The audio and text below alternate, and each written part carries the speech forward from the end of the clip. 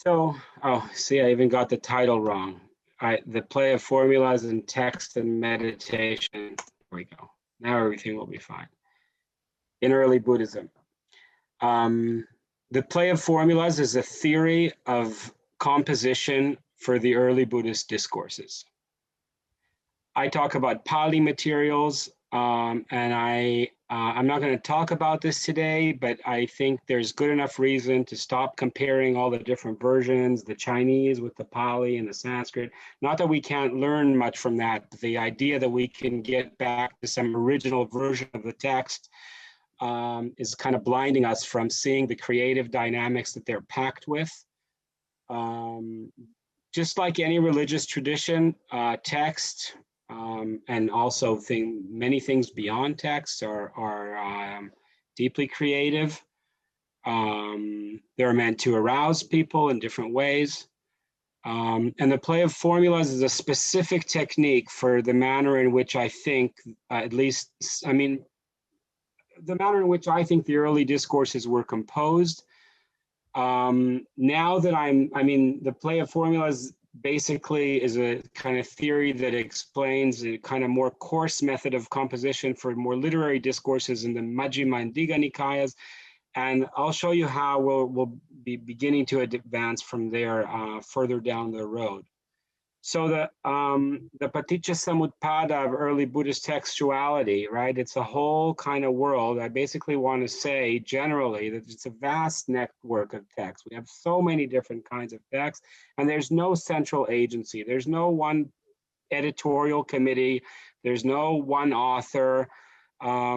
And it's very creative, and it's creative within the Pali tradition and beyond it to other Nikayas or Agamas in different languages kept by different schools.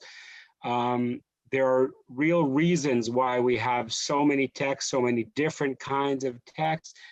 The professional reciters, bhanakas, in the way I understand them, a bhanaka is not, I mean, people have written about this, about bhanakas being performers or preachers to some extent.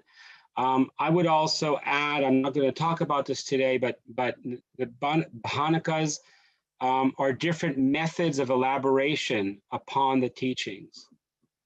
A discourse is actually an attempt is often a legitimate elaboration upon the teachings.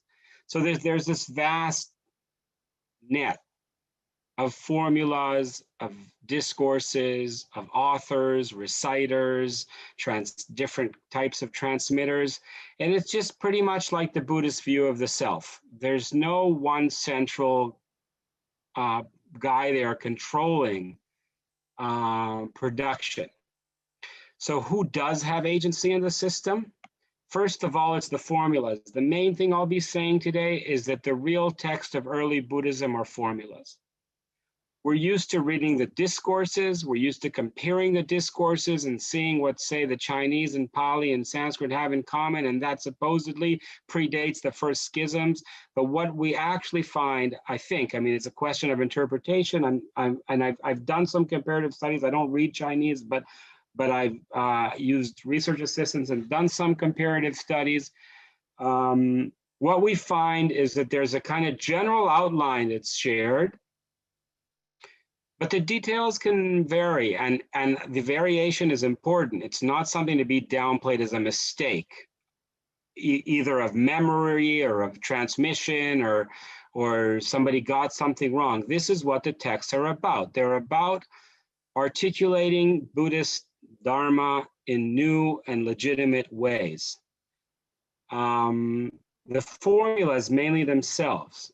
Say a formula in which someone comes up to the Buddha and says, Sadhu me bante bhagava sankitena dhammam desetu yamaham eko vupakatto apamato atapi pahitato vihareyan.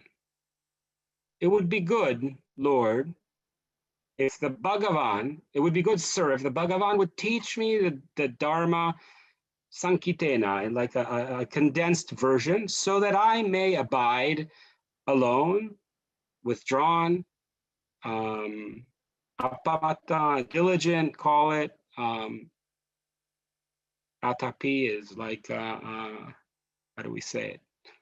Zealous or something we translate, but it's like kind of has tapas in there, like really bringing my energy together, pahitatoi, exerting my whole self.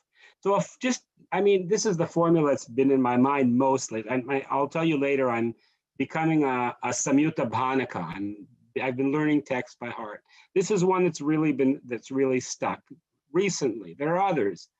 A formula like that, it calls out to other formulas.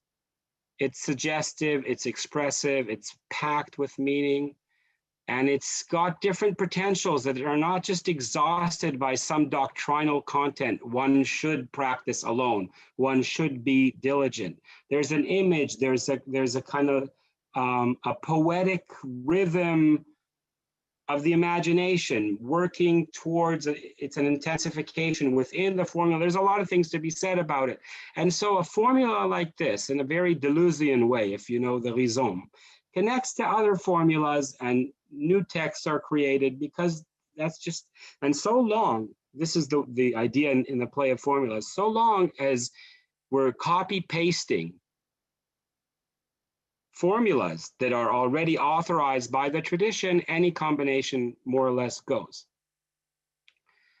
So formulas, but I was saying that formulas have agency. They're like working toward, they're not exhausted by their theoretical content. They have a kind of vibrancy, and they want to connect with each other of themselves. I know this is kind of crazy, okay? And discourses also have a certain kind of agency, in the sense that a discourse also may want to explore. For a good example is that the Chinese Satipatthana Sutta includes a section about jhanas, which is not included in the Pali. Is there a right or a wrong here? Something about the method connects to jhana, and it's very natural to bring it in. So discourses can import formulas, and that's part of the technique. And then, of course, there are reciters, bhanakas, or authors, bhanakas, editors, bhanakas. They're all, I think they're all kind of, what do we mean? You know, there's the idea of transmission that we use, or redactors, and also audiences. There's a performative dimension to text.